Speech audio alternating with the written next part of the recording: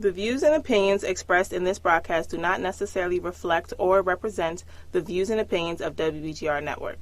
Any questions or concerns about what is said should be directed to the show host, whose information will be provided upon request.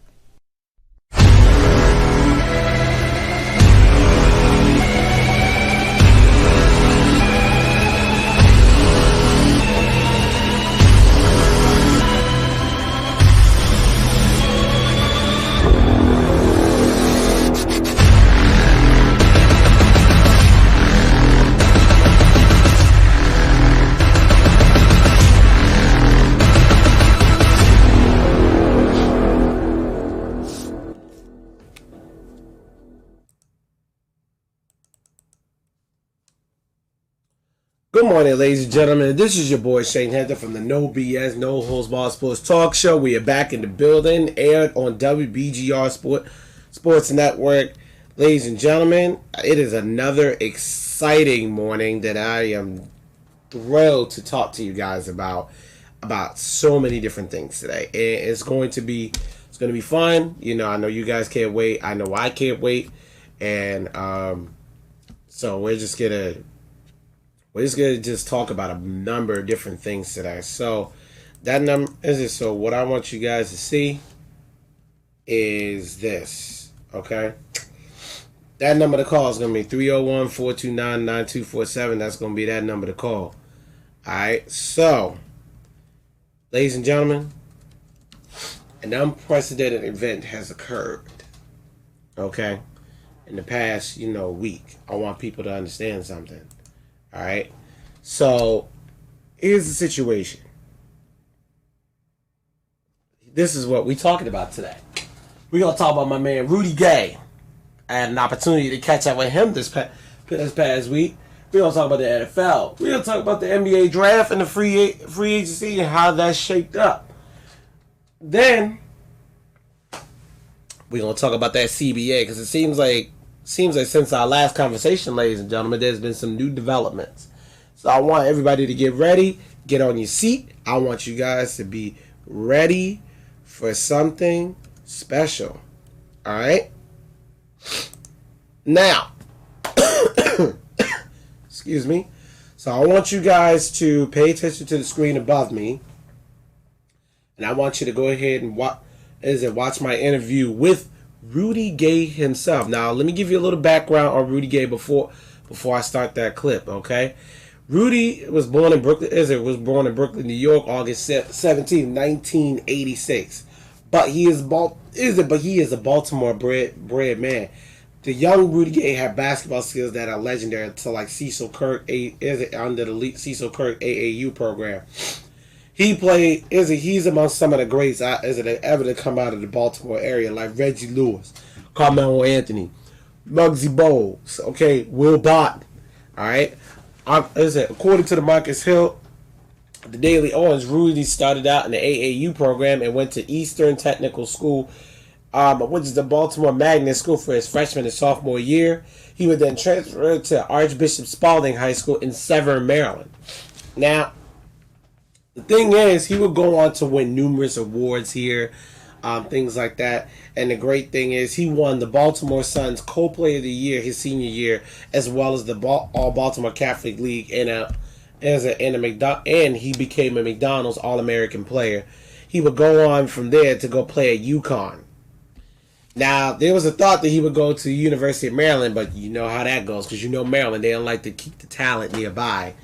But he would go on to there, go win on some awards. He actually got Big East Conference as a Conference Rookie of the Year in his freshman year, and he was unanimous for Big East All Rookie Team of the Year.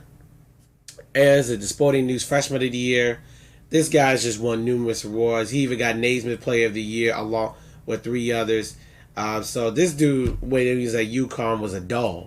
Then he got drafted by the Houston Rockets, who would trade him to the Memphis Grizzlies with the 8th overall pick in the 2006 draft. He would later move on to the Raptors, the Kings, and now he's with the San Antonio Spurs.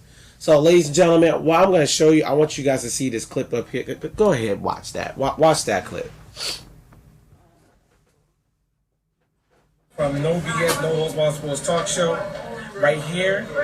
My man Rudy is a Rudy Gay at his event, the Flight 22 Rudy.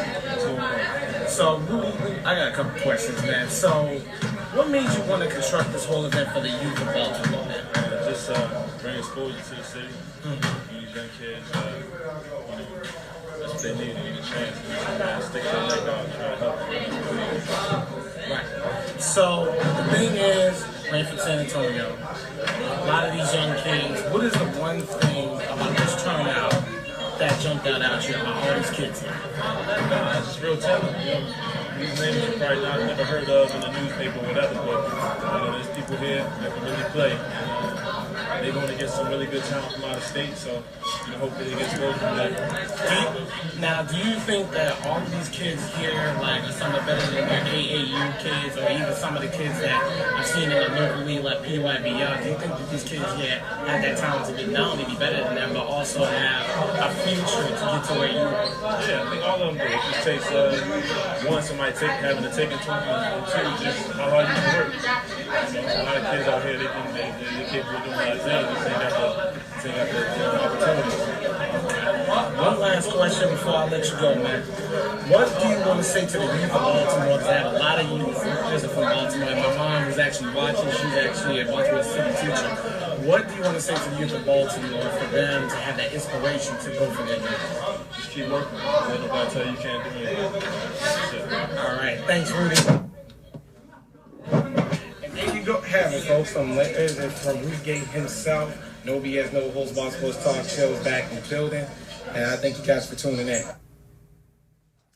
So there you have it, ladies and gentlemen, from Rudy Gay himself and how he felt about the youth of Baltimore, what he was thinking, what he was going through his mind, and how his event has transpired that as of last weekend, which was pretty good. I mean, I could tell you, just being there and seeing those kids and seeing how they play and seeing how he put together a nice thing for those kids of Baltimore City. And the great thing is what I always say to people is, when you have a guy like Rudy who comes back to, his home area, who comes back and sees, like, how is it that,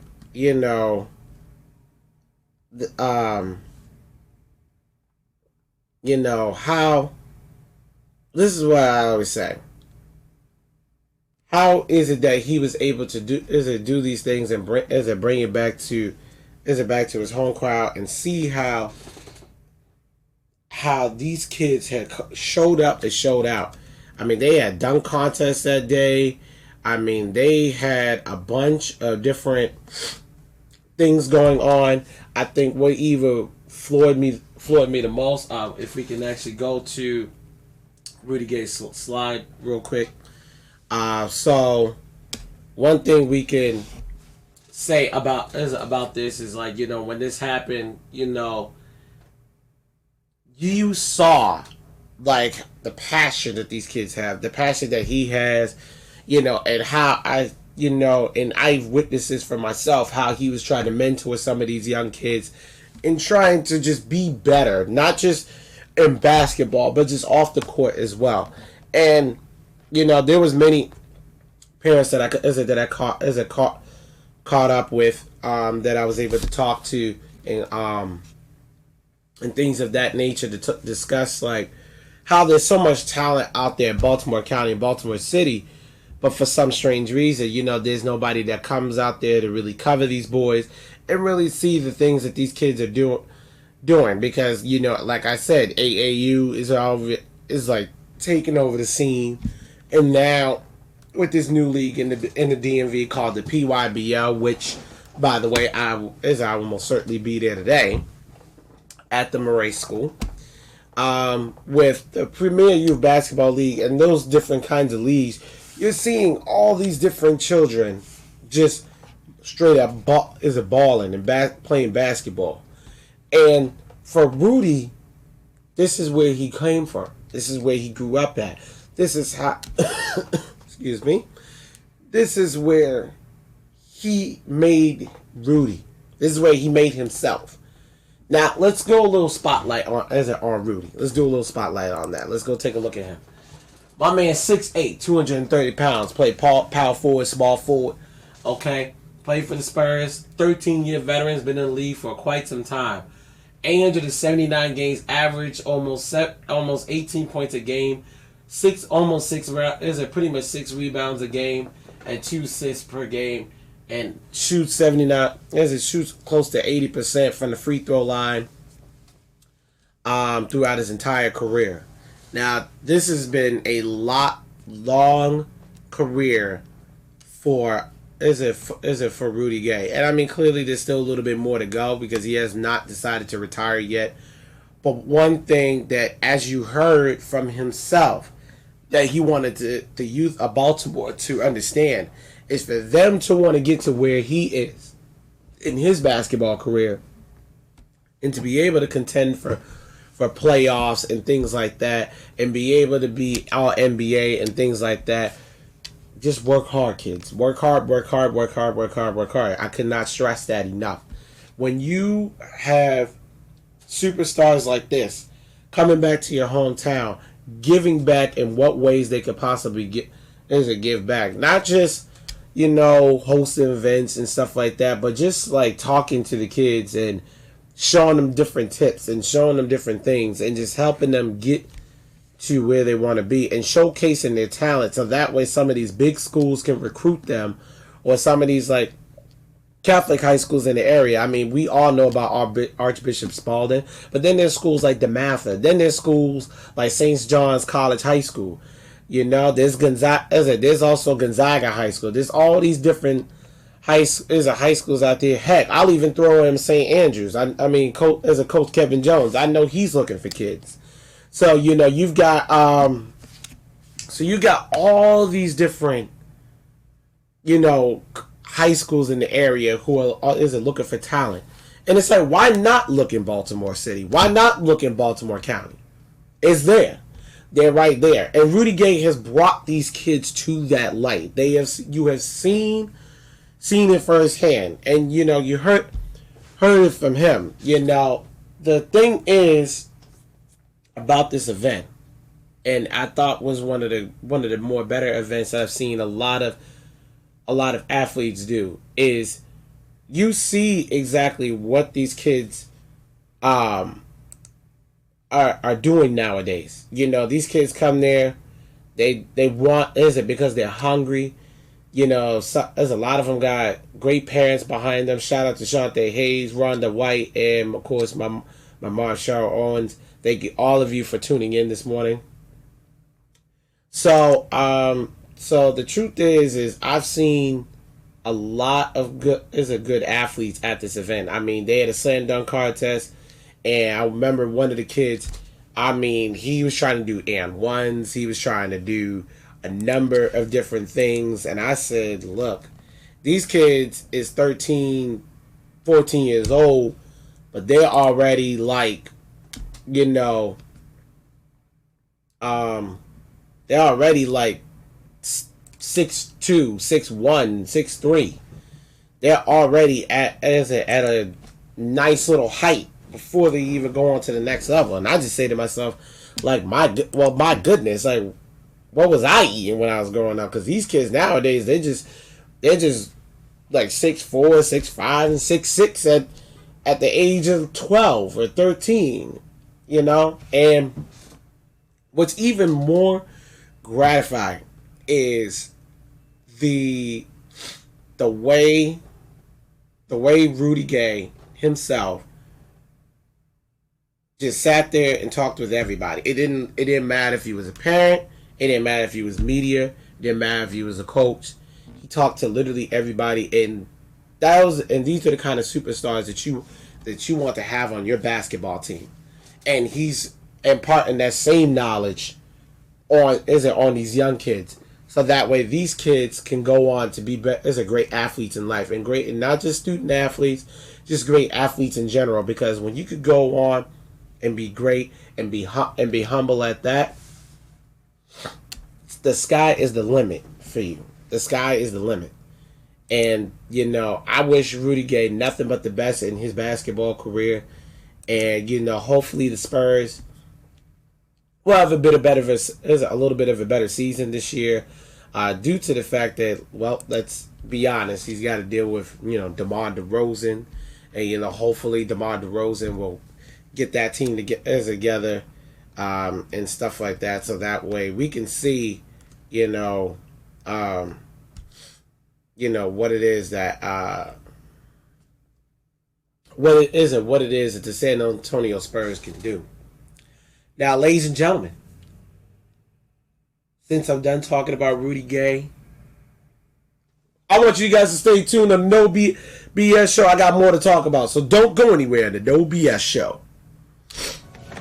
Hello and welcome back to another Breakfast Mojo. I'm your host, Comedian Coy, and we're about to eat some breakfast. So come on, follow me.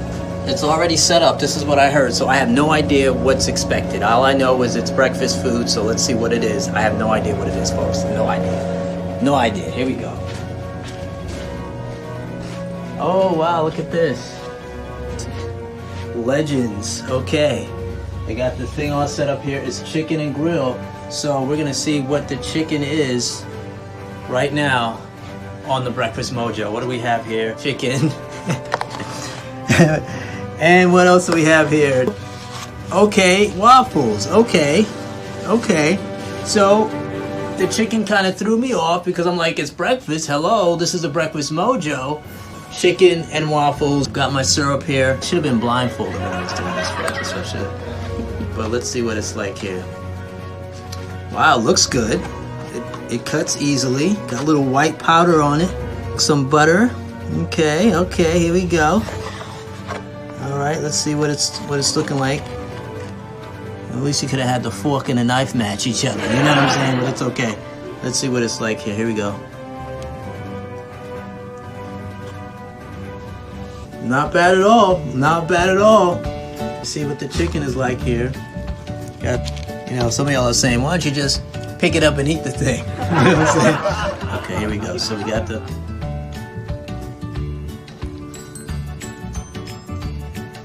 Very basic. Nothing fantastic. I wonder if I can do 2 reviews. One for the chicken and one for the waffle. I actually like the waffle. I think the waffle is very good. The waffle is very... The batter is very, what do you say? A little bit on the sugar side. The chicken, on the other hand, could be a lot better. I'm not really happy with the chicken as much. I don't think the chicken actually makes the waffle any better. I think the waffle actually complements the chicken. You know what I'm saying? So for my review, I will say breakfast brilliant for the waffle and breakfast blah for the chicken. Probably do it separately. So that's all the review that we have. Thank you so much for tuning in. Look, what is your favorite waffle place? Do you have a chicken and waffle spot that you normally go to that you can recommend? If you do, write it in a comment. Let folks know. Okay? Don't forget to subscribe. Breakfast Mojo. Take care.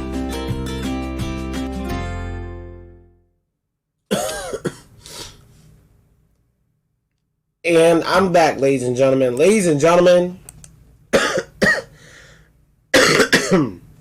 Excuse me, y'all. So let's talk about it. We're going to talk about the NFL. We're going to talk about the AFC South and the NFC South. So, I've been trying to say this all week. I'm going to say it again. For those of you who don't understand the seriousness of the situation when it comes to the NFC South and the AFC South. If y'all didn't think it was going to be competitive before, it's about to get real competitive this season. So be ready. Because the NFC South, let's go straight to it. Let's go take a look at that. So, NFC South. Let's look at these 4 teams, right? Ladies and gentlemen, I want you guys to go ahead and share the show. Please share the show. Comment. I want you guys to call in 301-429-9247. That is the number to call. So, let's be real for a second. So we can talk about the Panthers. We're going to talk about the Saints. We'll talk about the Falcons, and I guess we'll talk about the Bucks because we don't know which Bucks team we're going to get this year. So, this is what it is. But let's be honest with each other, okay? The Bucks are probably going to be not going to be a good football team. They're just probably not because I'm sorry, they don't even know who their quarterback is. We don't know if Jameis, even though Jameis is there. I just don't trust that team. That's just what it is. I didn't got to that point where nothing surprises me anymore. Nothing does. I mean, it's sad, but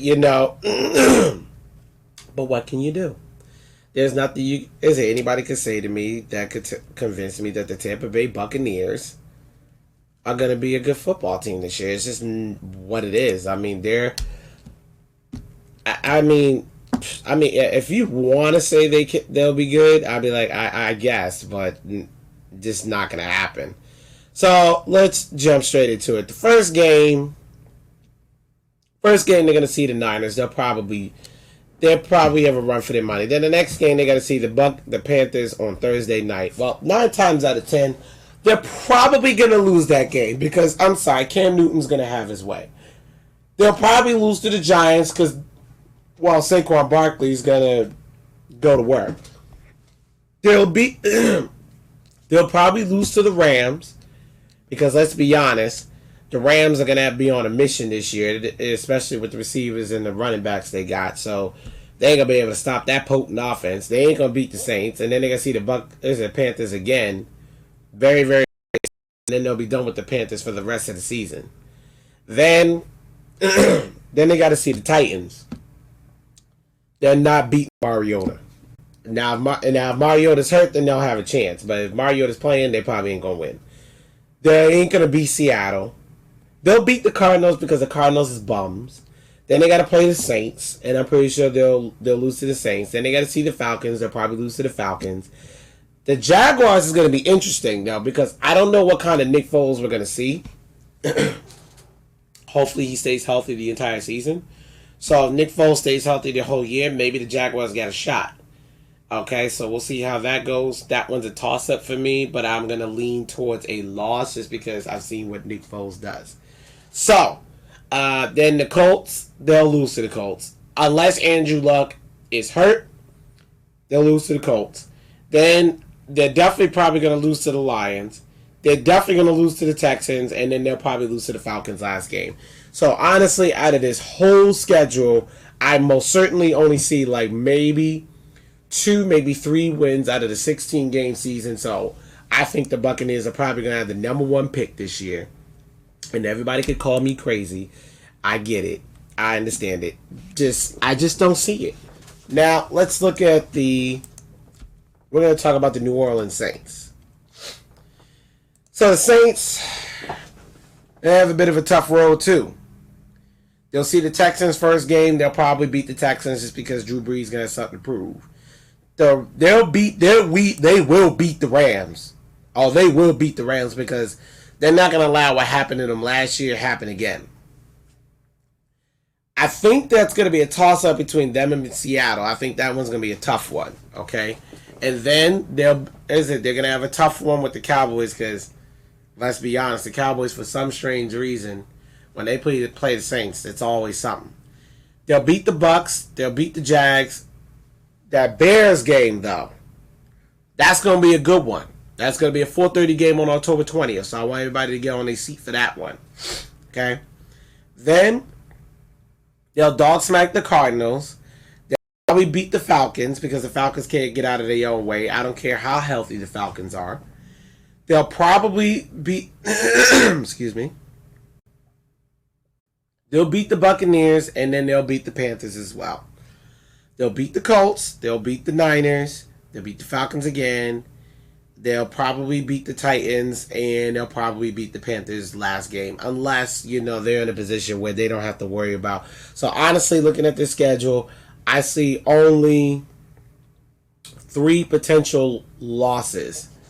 And so I got the Saints going 13-3, just because I like the way the Saints look. Unless Drew Brees is having a really, really bad year, which I highly doubt he will, I think I see 13-3. I'm going to talk about Cam Newton and the Panthers. Now, I like the Panthers, except there's just one problem with the Carolina Panthers. And the problem with the Carolina Panthers, and a lot of people's going to call me crazy, they're going to need a new offensive coordinator because for some strange reason, I don't understand how a team starts off 6-2 and then finishes 8-8. That just doesn't make sense to me.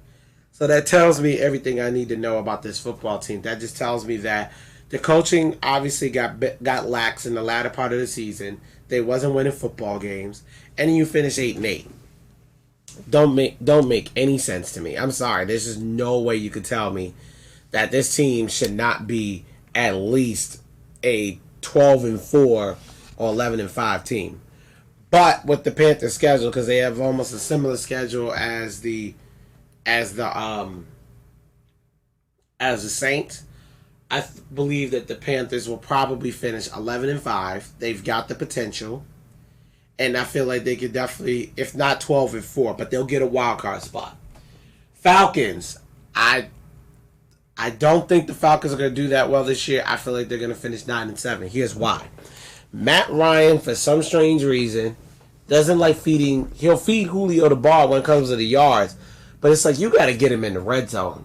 When he's in the red zone, you got to let him use that big body to come down with those touchdowns. You got to. It's just mandatory. I don't know how you got Julio Jones, you got Mohamed Sanu, you got Calvin Ridley, you got all these guys, but you don't throw Julio the ball in the red zone. And it was only a couple of years ago, before the Eagles won their first ring, that you were literally one catch away from winning that game. You were literally one catch away. One catch away. One catch away. That's all I'm saying.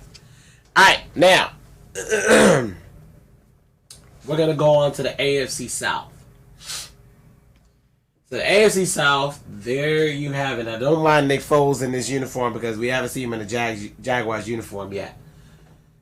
Texans, Colts, Titans, Jags, right? Now, here's my thing with the AFC South. It's run by this dude right here. My man, Deshaun Watson, standing at a 6'4", 222 pounds, running a 4.7 40, okay? And I want people to understand something. He threw 4,000 yards last year. Okay? That man was the truth. Okay? 4,165 yards, 26 touchdown passes, and only 9 interceptions. Only 9 interceptions. And 26 touchdown passes. And he had a QB rating of 103.1. But here's what bothers me about Deshaun. My man Deshaun, they did my man's dirty, yo. He got sacked over 70-something times last year. That was ridiculous. Now, in the offseason, the Texans did address their offensive line to help him out so that way he could be more successful. He's only 23 years old. He's got many, many, many years to come. So many years to come. So we are about to see exactly what Deshaun is capable of. And the great thing about Deshaun, excuse me, y'all. The great thing about Deshaun this year is the Texans is going to have an interesting schedule. Now, I can tell you one game that they're probably most certainly going to lose is when they play New England, because don't matter when they play New England. Just for some strange reason, they always lose to New England. So let's talk about their first 4 games. Their first 4 games are all going to be tough because they got to see the Saints in New Orleans. They got to see the Jaguars at home, and then the Chargers. They got to go to San Diego. That's going to be a tough one. And then they got to see the Panthers. Now, the Panthers, I'm pretty sure Deshaun's going to beat the Panthers. So that's why I said earlier that the Panthers are probably going to go either 12-4, 11-5. Excuse me. Also, let's look at the Saints. Now, that Saints game, probably a loss, because I'm sure Drew Brees is going to light it up. And they're probably going to lose to the Chargers, but they'll beat the Jaguars and the Panthers. Then they'll start off 2-2.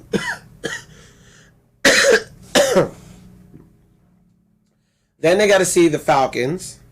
Okay, they'll have to see the Falcons, and then they'll probably beat them. But then they got to see the Chiefs in Kansas City. First 6 games are going to be tough, so that's going to be 3-3. Then they're going to see the Colts. They'll be 4-3 because I'm pretty sure they'll beat the Colts. And then the Raiders, they'll be 5-3 after they beat the Raiders. 6-3 after they beat the Jags. They'll probably beat the Ravens, so I think they'll be 7-3. Then they got to see the Colts again. And then I think they'll be 8-3 marching when they play New England. Now, New England's got to go to the Texans.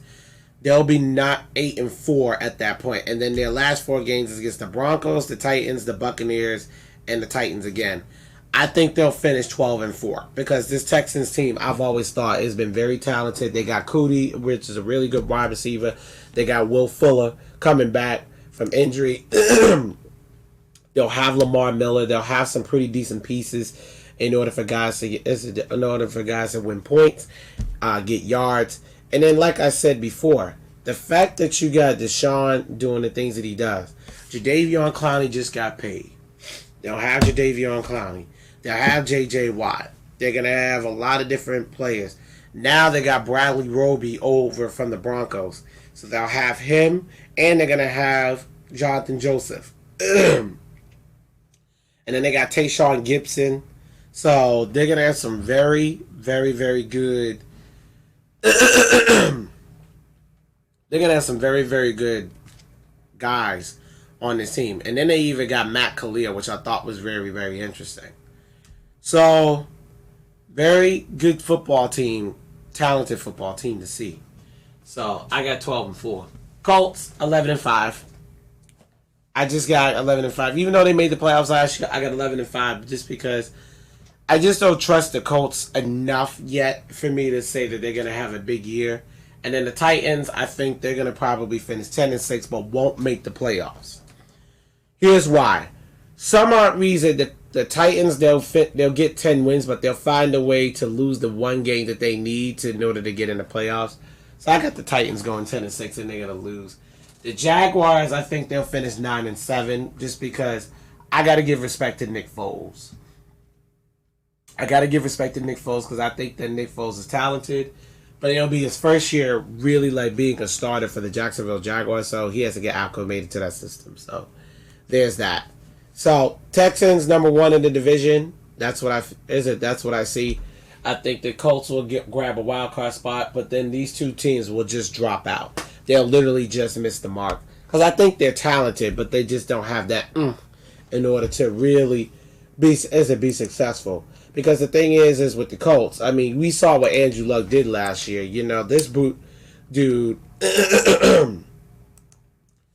The thing about Andrew Luck is he had an amazing year last year, throwing for 4,593 yards, 39 touchdowns, and only 15 interceptions last year. So he did very stellar. I mean, it's Andrew Luck. It's Andrew Luck. He did what he's supposed to do. And the crazy thing is a lot of people don't even know this about Andrew Luck. He is from the DMV.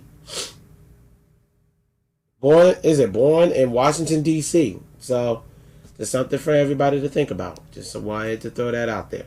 Okay? So, with that being said, we know what's coming out the AFC South. So, real quick, folks, I'm going to take a quick commercial break. When I come back, got some more stuff to talk to you about. Let's talk about this NBA. So, don't go anywhere on the No BS Show.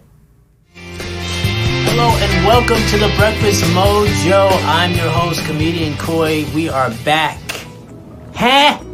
Once again, this time it's King versus Clown.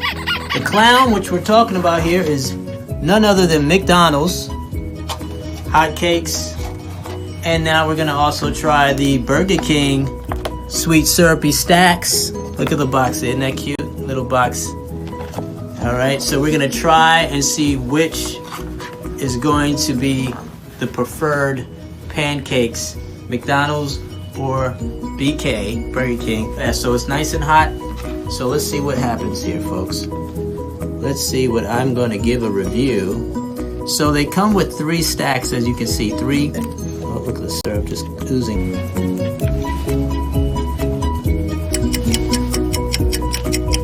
Okay. Let's try this. Let's make a comparison.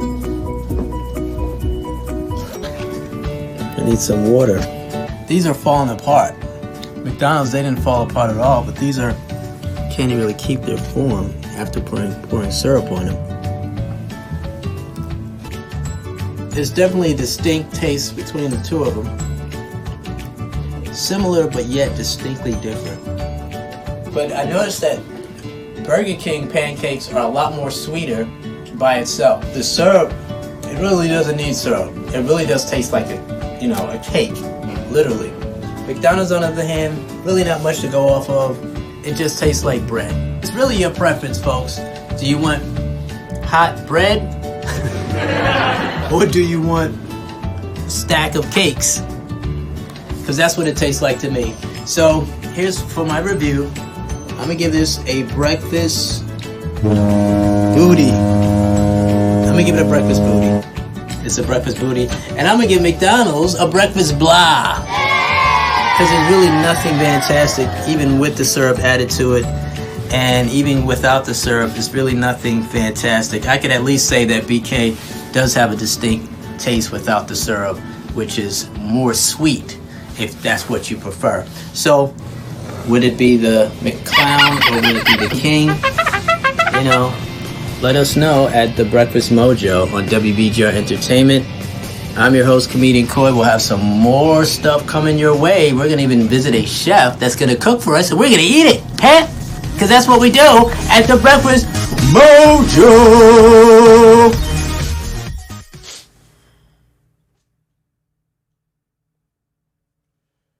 And I'm back, ladies and gentlemen. Ladies and gentlemen, I have some breaking news.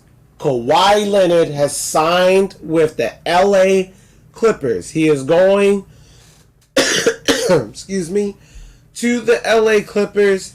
It is official. That's it.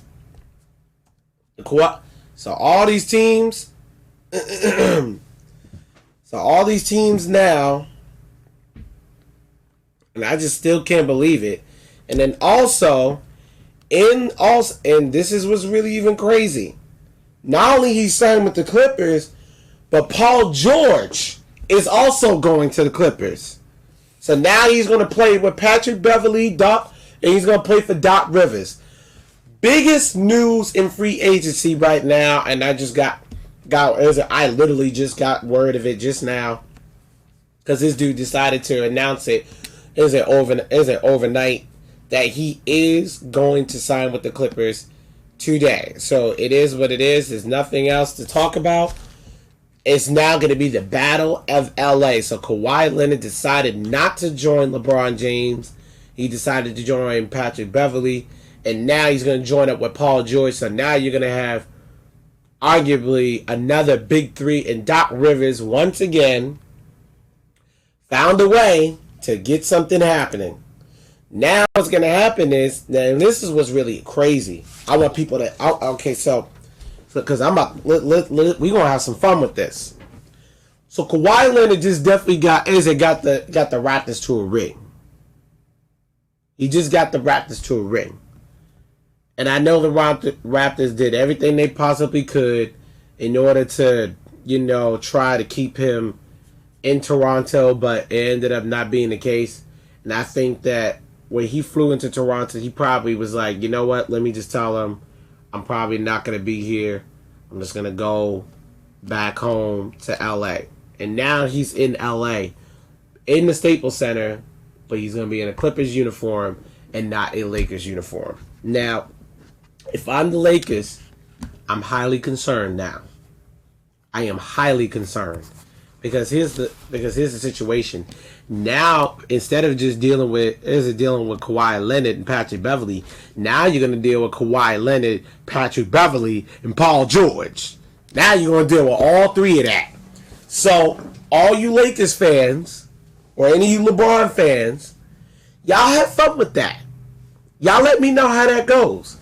I'm going to sip my tea on the East Coast while watching this craziness, because here's the situation.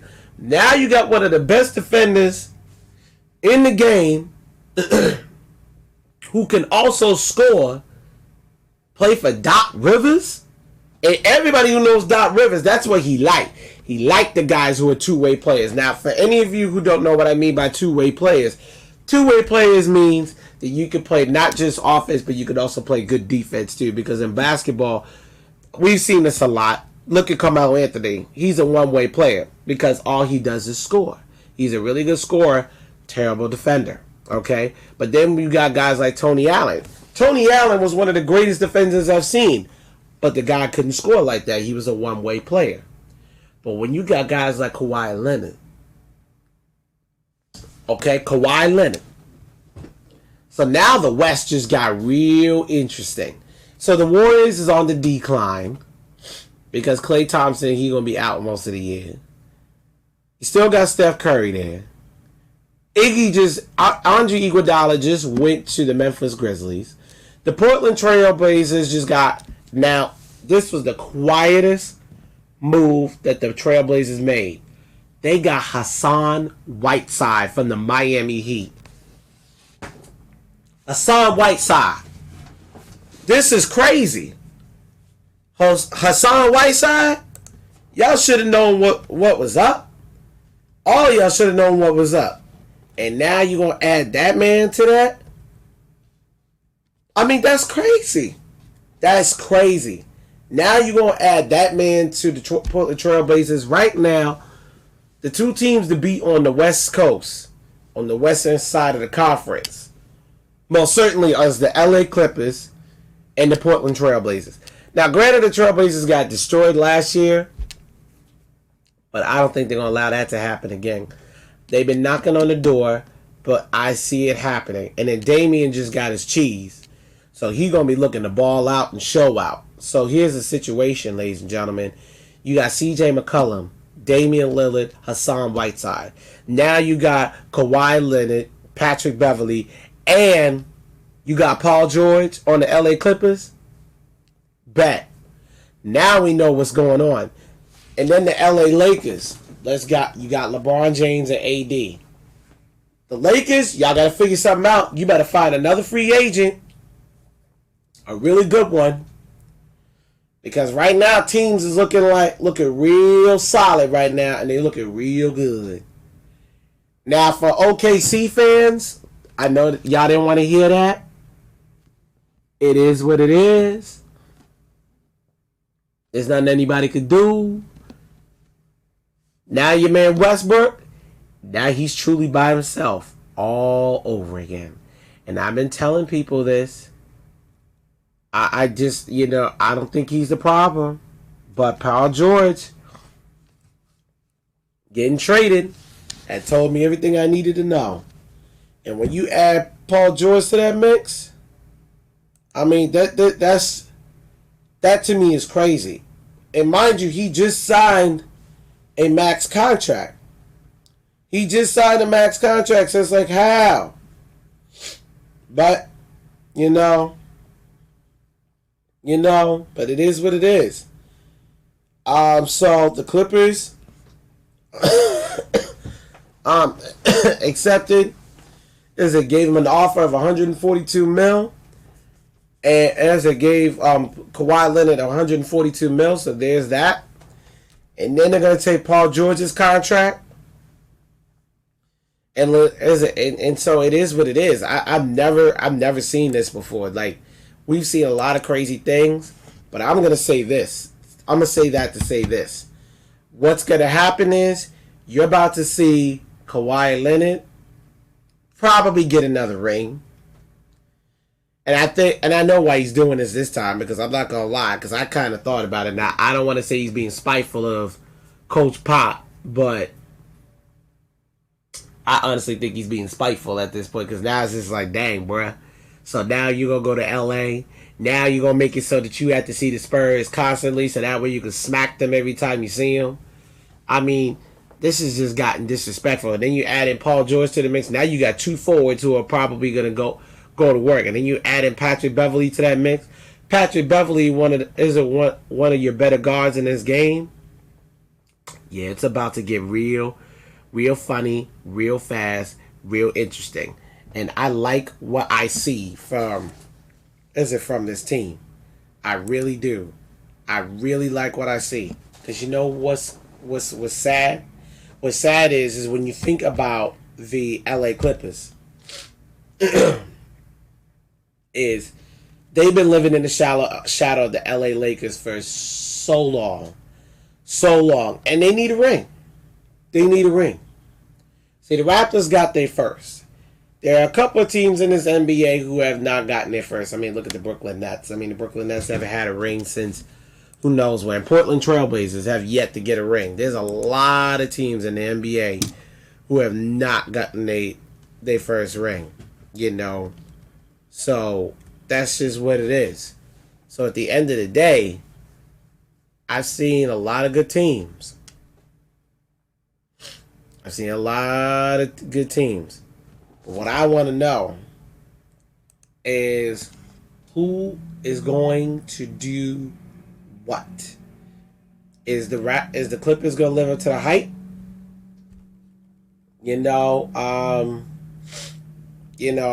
Are these teams really gonna excuse me? Are these teams going to show up and show out? On paper, it looks good.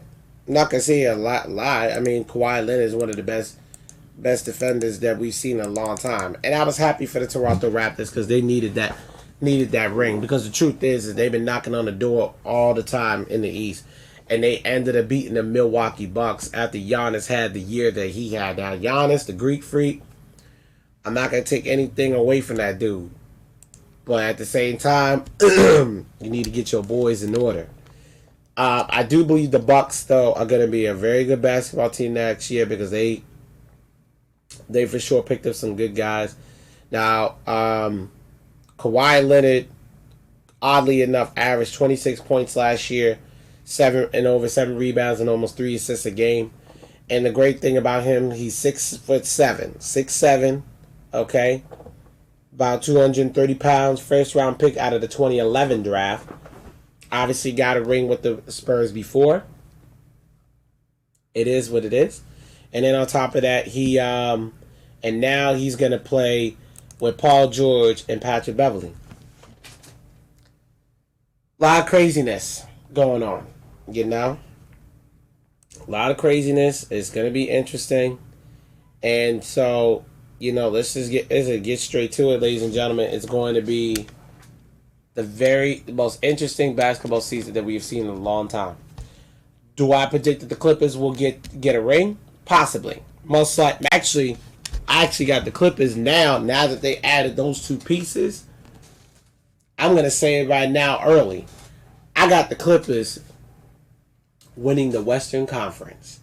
Because you can't discount the fact that you got Pat Beverly, Kawhi Leonard, and Paul George, coupled with Doc Rivers, who won a ring with the Celtics, lost the next one, then on top of that got them to the playoffs even after he left. And then he goes to the Clippers, gets them to at least a couple of playoff series, and then last year when nobody thought the LA Clippers would even be there, they made it. So at the end of the day, it is what it is. Ain't nobody stopping the LA Clippers.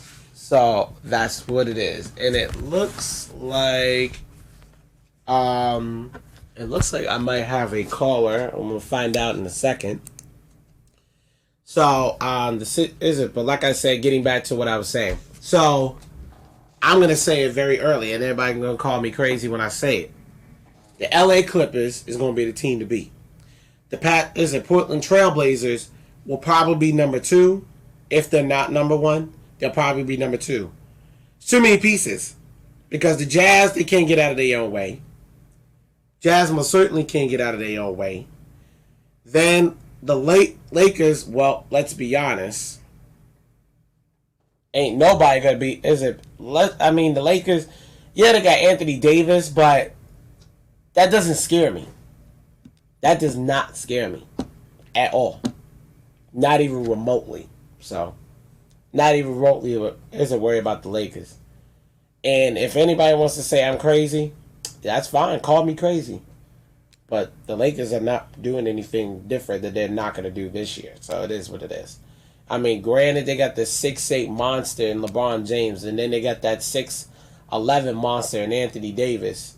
But honestly, what are they going to do? So, I'm going to take a quick commercial break, and then I'm going to touch on the CBA real quick. The NFL CBA. So, don't go anywhere on the No BS show. What's up, everybody? I'm here at Bowie State University, representing for WBGR. We're here to see if some of these college students know their breakfast trivia. Do you know your cereal? So I'm here in the student center with a couple of students. How y'all feeling? Good. So I want to test y'all knowledge on breakfast trivia. Y'all ready? Yeah. All right, so the first one is finish the slogan. I'm cuckoo for Cocoa Puffs. All right, silly rabbit. Tricks of the kids. 2 scoops of. 2 scoops of. Cornflakes. Comes in a purple box, sunshine on it. Raisin bread. They're magically delicious.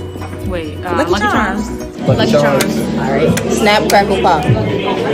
Rice Krispies. Yup. Kid tested, mother approved. Oh, I don't know. Not a mom. Whose mascot is a tiger?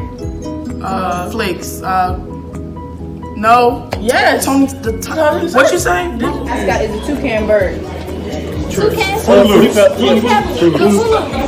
Whose mascot is Fred Flintstone? Fruity Pebbles.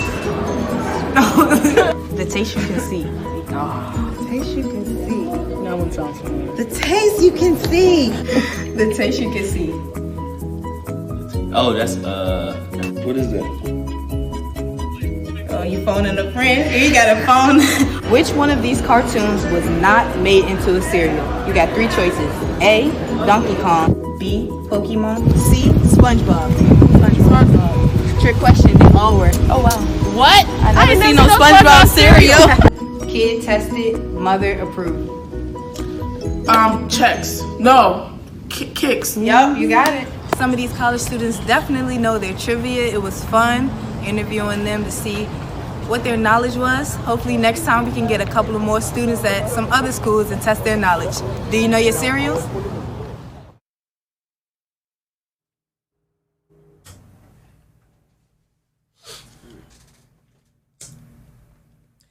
And I'm back, ladies and gentlemen. So, ladies and gentlemen, I want to talk to you guys about some crazy things that have been going on. I know everybody's wondering, why am I bringing up the NFL CBA? So, I want everybody to understand the reason why I'm talking about this. Because the problem is there's a lot of looming issues right now that I know a lot of people don't understand. So, bear with me. So ESPN reported, ESPN staff writer Dan Graziano, he's an ESPN staff writer. He just published this a couple of days ago. So I want you guys to understand something. Some of the things that have been talking about regarding the NFL CBA, particularly the revenue. The revenue in the current CBA is that provides that the players' share of revenue average at least 47% of the league of all league revenue over the 10-year life of the deal. And the reason why this is a bit of a problem is because now that they're basically saying that the players are not making enough, which makes sense because when you look at the facts, let's look at the facts. The facts is when you look at the NBA versus the NFL, it mind boggles me how the bench players are getting in the NBA are getting like 20 and 30 and 40 mil just being on the bench. Being on the bench. The bench. They're not even really doing anything. Whereas the NFL, now I do got to remind guys, there are 53 men on a football team versus 15 guys on a basketball team. So obviously they're able to pay a lot more because they have less guys to pay. I mean, it's just simple math. So there's that. But then there's the stadium credits. issue. I know D. Marie Smith touched on that, and that's basically about how much is allocated for, like, stadium credits, things like that, and gross revenue and things like that. So there's that. Franchise tag. So the thing is now. The thing about this is where it's going to get tricky. That's mainly about franchise tagging and fifth-year options, where the players are not able to decline their fifth-year option. Like, even though the team accepts it, what ends up happening is like guys may want to opt out of that option, and it's already been more difficult. And then what they want is fully funded guaranteed deals, because over time, players just would not sign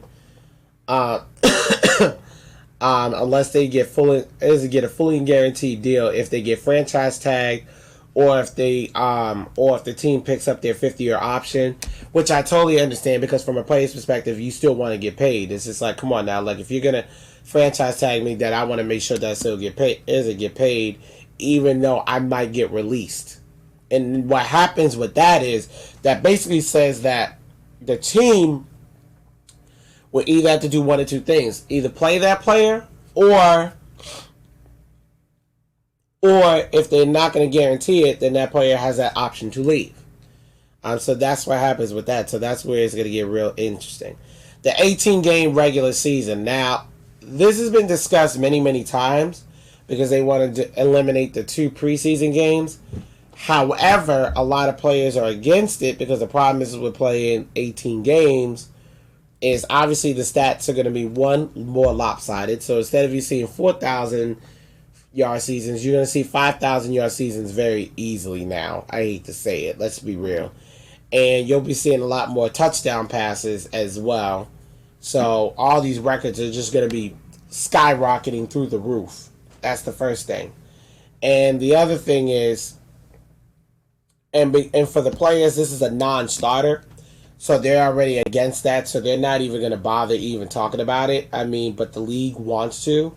So they want to eliminate. And some owners are in favor of expanding the season from 16 to 18. But a lot of players are totally against it, because they feel like it would reduce their career length from 3.4 years to 2.8 years. So that's just one of the things. Now Mr. Graziano says that there's no chance that this happens. I say this is a HE double hockey sticks to the no that this will ever happen. So that's just it doesn't even make logical sense. I don't even know why they even keep talking about that. Big one for the players: lifetime health care for players and their families. Now, this would require the league to have to pay health insurance to players and their families. Now, I'm pretty sure that what they're going to do with that is that the wives of the players, they would end up getting health insurance, things like that. So that way, it will cover not just workplace injuries, but also extend to their families as well. So that way, their families are covered. However, the problem is with that is that's going to cost the NFL a lot of money. So I don't think there's going to be really any there'll be discussion, but I don't think that it'll be. I think that might present a very, very sticky issue. Drug policy. The one thing that these guys obviously want to get rid of is having marijuana as a violation of, the player rules, just because of the simple fact that a lot of states are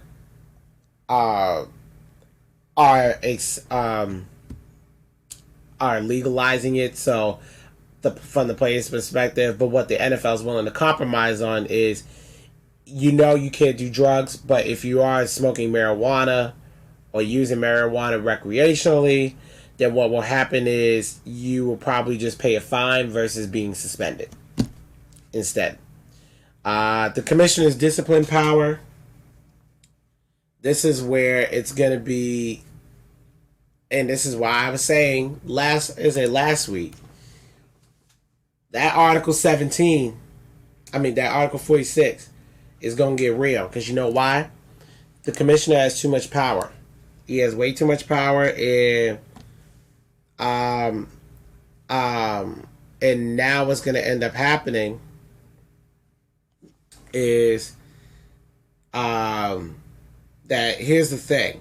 Players felt like after the Tom Brady situation that if Tom Brady got burned by this current CBA, that it could happen to anyone. And unfortunately, it has happened to anyone. It happened to Le'Veon Bell. It's happened to Ezekiel Elliott, even though he went to a court of law and got exonerated.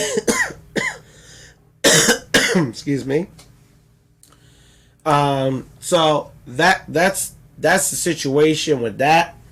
And so that is one of the bigger issues. And now the NFLPA has brought that up, that there's got to be some things that's got to change. And then and also funding benefits for players who used to be part of the NFL. Now there's been 4,700 players in the NFL, and they want to start what's called as a legacy fund. Continue to